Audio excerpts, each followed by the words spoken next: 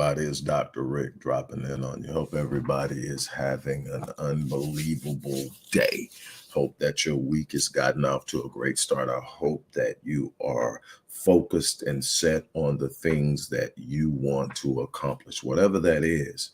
It starts with a belief, it starts with a thought, it starts with the motion and action and commitment moving toward it. Look, I'm going to talk to you today. Is Transformational Tuesday. Transformational Tuesday. It's about what are you doing in your life to ensure that you are in control as much as possible of the changes that are inevitable in life. Are you creating intentional growth, intentional change, intentionally aiming yourself at your purpose, at your destiny, at your vision, at your dream, the things that you want to accomplish in this life? Are you in motion and movement and committed to making it happen? That's what Transformational Tuesday is about. It's about what are you doing? And I said this earlier. I shared this earlier that one of the most common lies ever told is I'll do anything. I can't tell you how many people have come to me and said, I'm tired of this. I'm tired of that. I'm tired of barely making it. I'm tired of being in survival mode. I'm tired of working on this dead end job. I hate my boss. I'm tired. I'm tired. I'll do anything. And then I said, but say, you definitely can have something different. You can have something more. You can have something greater. You can even be phenomenal. But here is the price you have to pay. These are the sacrifices you have to make. This is the investment in yourself that you're going to have to do. And then I watch them and 90+% balk on it. Why? Because it's not about how strong you are. It's not about how fast you are. It's not about how connected you are. It is how smart and any of that. At the end of the day, all those things matter. How educated you are in your field, how much of a level of experience and expertise in your field, the people that you're able to create and network with in your field. All that is important, but none of that is going to be the final determining factor of how successful you are in life. It is simply put, what is the distance you're willing to go? How far are you willing to go? What distance are you willing to travel to fit? Are you committed to finishing what you start? That's one of the questions I ask when I'm interviewing potential clients. And I interview the vast majority of my clients, and I determine whether I'm going to work with them, because if I determine in the interview that you're not serious, I'm not going to work with you. I don't care how much money you are. I'm not going to work with you, because winning matters to me. Putting winners on the field matters to me more than getting paid matters to me. Now, getting paid is extremely important. Don't get me wrong, but taking money and then not producing anything with the person that gave me the money is not a good look for me, because you're going to go out and tell people you paid me, and they're going to look at you and go, what did you do? What did you get? Why? So I'm interviewed, but I tell you what, one of the questions that I ask is, on a scale of 1 to 10, how committed are you to doing it? How bad do you really want it? Because how bad you want it is going to determine how hard you anchor yourself in. Because see, there's this idea that if I can just think it and wish it and say it, the law of attraction is so much more than thinking it and saying positive stuff. The law of attraction is a part of the element of faith. It is one part of the element of faith. It is not the only thing. You've got to actually be committed and be willing to put some skin in the game. You got to be willing to go the distance.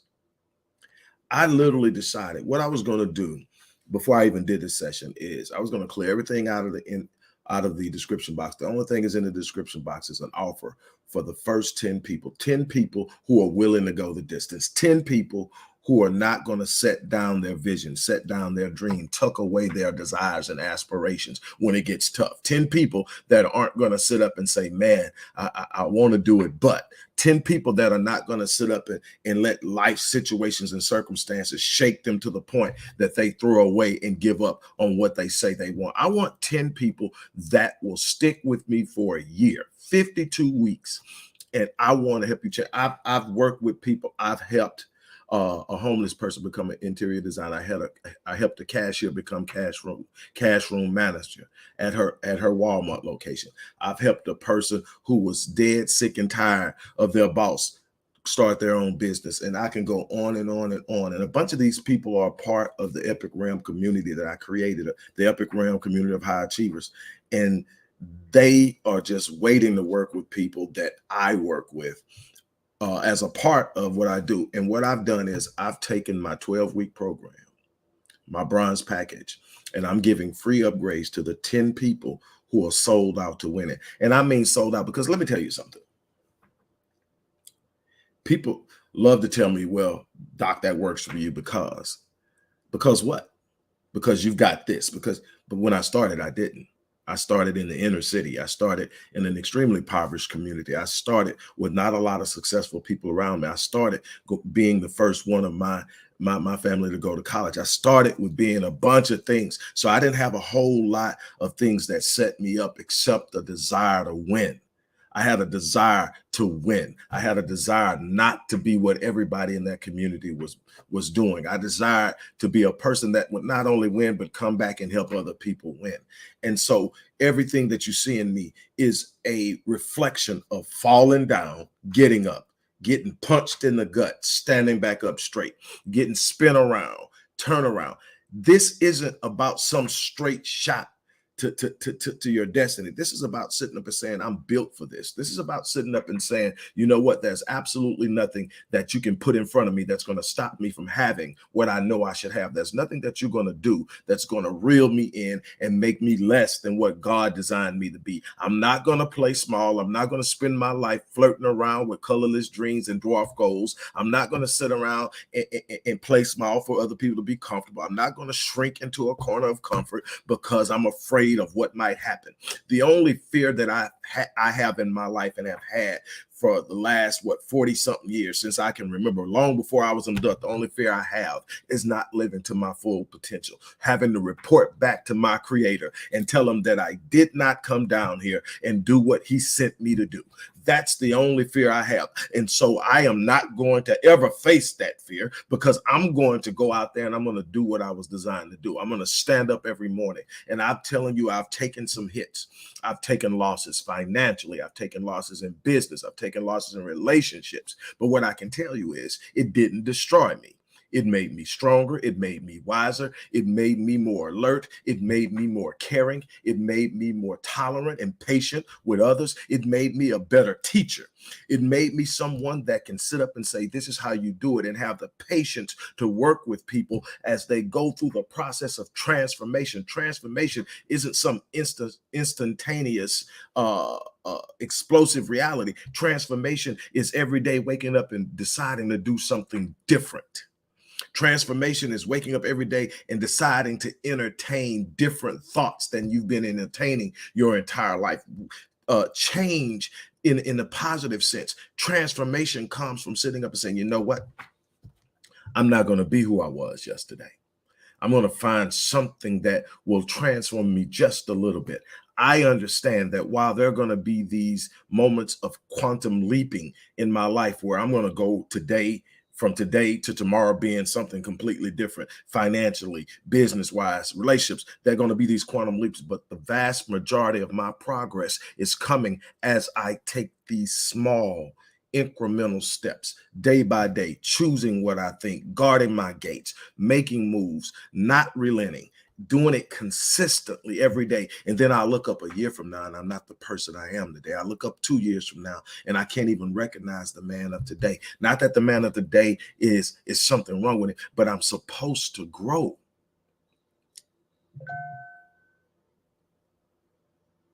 Man, I had a person come to me who is on the autism spectrum, Asperger's. It's on the high performance end of autism. Says I have a lot of problems with XYZ. He told me. He said, but this is what I want to do. This man now is the head of an international company.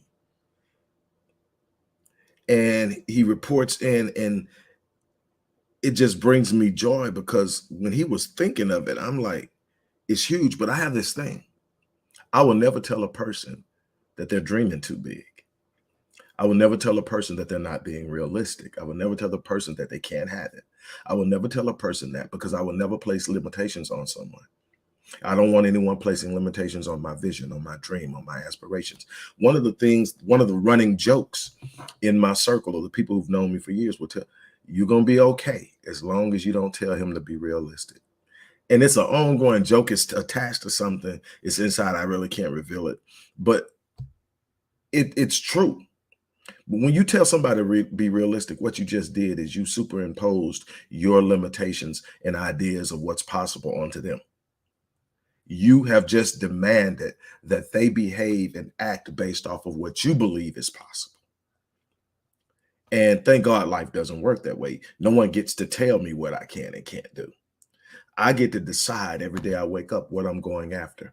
And the thing is, you've heard me say this before, that if the vision you have for your life isn't so huge that it intimidates you, it's a good chance it's insulting God.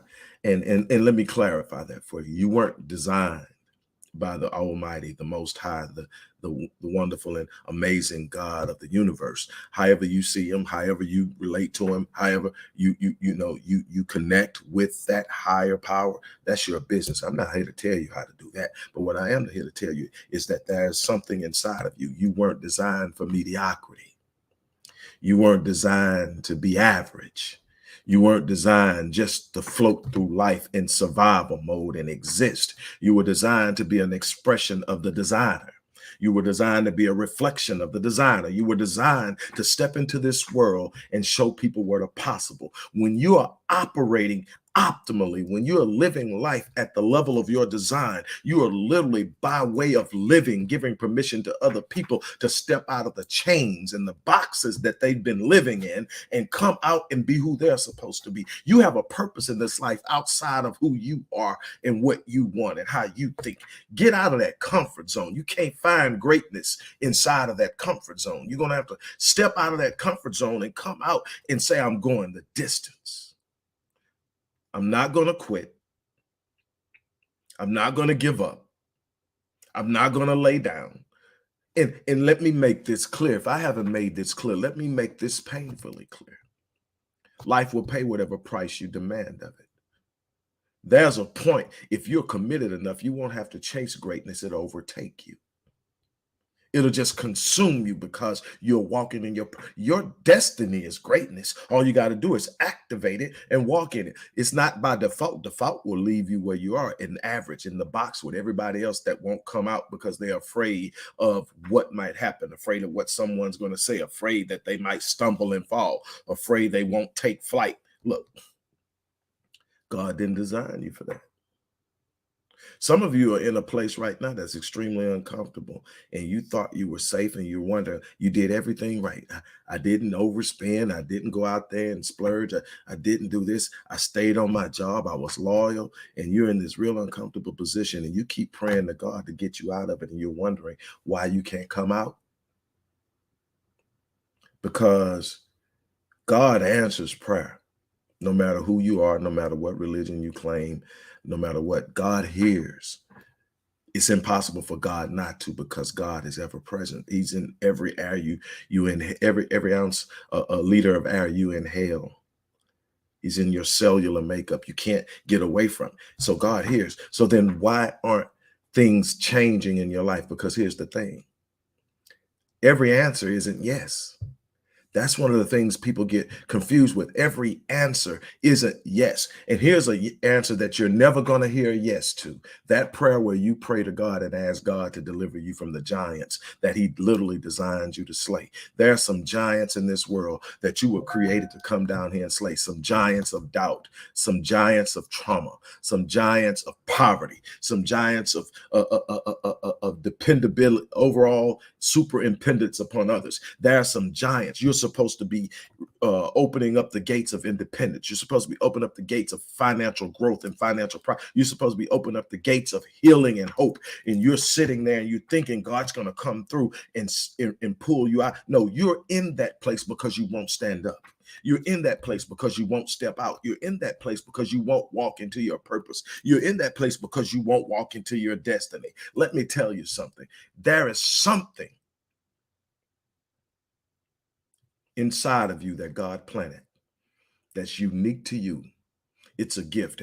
And in the book of Proverbs, it says that your gift will make room for you and bring you before great men. Let me tell you something. Again, regardless of religion, there's something. I have worked with thousands of people in my work, in my profession, in so many different ways, from trauma to performance, sports performance to business performance. I've done it, and I've done it over a number of years. I've worked with thousands. I have worked with people with Down syndrome. I have worked with people with autism. I have worked with people with other learning disabilities, dyslexia. I have worked with people from extreme poverty. I've worked with people from extreme wealth. This is what I can tell you. I have yet to find one that did not have a gift.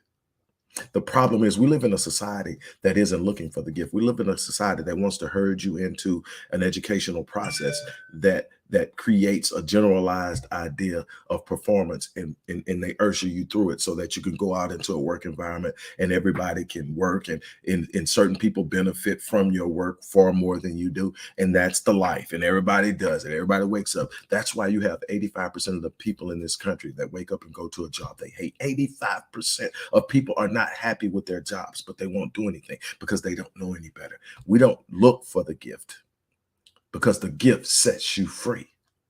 And we live in a culture that doesn't want us to be free. They want us chained to what they tell us we should be doing. The thing is, you're supposed to be walking in your purpose, and you're supposed to be working harder than you've ever worked before in your life. But that should be a corresponding reward to the hard work you're doing, because you're living in your purpose. And if you don't have a sense of fulfillment, if you're feeling depressed and can't explain why, if you're always looking up and you never can feel fulfilled, it's because you're not walking in the fullness of your design. You are cheating your design, and by way of cheating your design, you're cheating the designer. That's not what you want.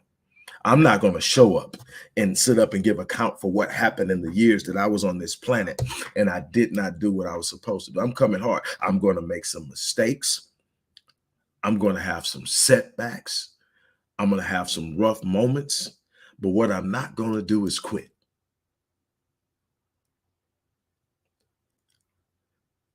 I got the 25 published books because I didn't quit. I got the 47 launch companies because I didn't quit. I've got to travel the world because I didn't quit. I've gotten to help thousands of people because I didn't quit. Now, think about it. Think about it. I'm not unique. I'm unique in my gift and the things and the way that I approach, but I'm not unique in my capacity for impact. Every last person has the same capacity for impact in their own unique way. The problem is everybody's playing small. But let me ask you a question, because you're here to touch lives. No matter what it is you do, no matter how you make your money, you're here to touch lives. You're here to make people's lives better. You're here to make people expand themselves in some kind of way, enhance themselves in some kind of way, no matter what it is, from the cosmetologist to the dentist to the attorney to wherever. You're here to touch lives. Now, let me tell you something. Imagine if I would have quit. All the people that I've helped would have had to either figure it out on their own or find someone else, but I was placed in their path. Don't take your gift to the grave. Dr. Miles Monroe once said a long time ago, and I've heard Les Brown repeat it, but Dr. Miles Monroe said that the graveyard is the wealthiest place on the planet. Says there you're going to find books not written, businesses not started, inventions not created, relationships not cultivated, ideas not pursued, speeches not given. Don't contribute to the wealth of the graveyard. Contribute to your legacy. Contribute to the thing that's going to speak of you after you leave this place. That's my challenge. Speak of, do what is necessary to write a legacy that speaks of you long after you're gone. I tell people all the time, the first half of my life was about me, proving what I could do, proving where I can drive, proving where I can live, proving all this, and woke up every day empty. Couldn't figure out why. Consulted a very close friend I trusted, and they told me real simply, you're never going to be fulfilled and content until you start walking in your purpose. So the second half of my life became about my legacy? What am I leaving this world? When the cars are old and outdated, when the clothes in the closet are no longer in style, what will be left to say I was here?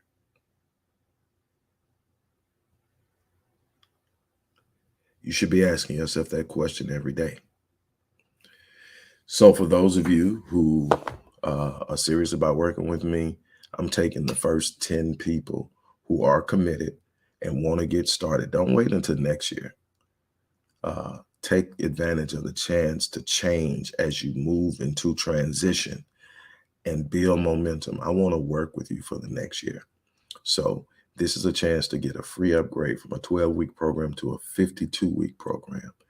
The information is in the description box. Click the link and make an investment in yourself.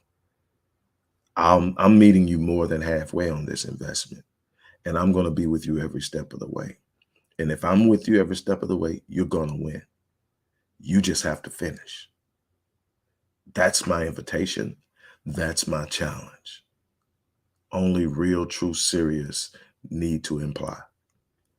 On that note, as I always say, I live my life on full so that when I leave this place, I die on E. Can't beat that. I challenge you to do the same. On that note, I'm out of here. You guys have an unbelievable remainder of your day.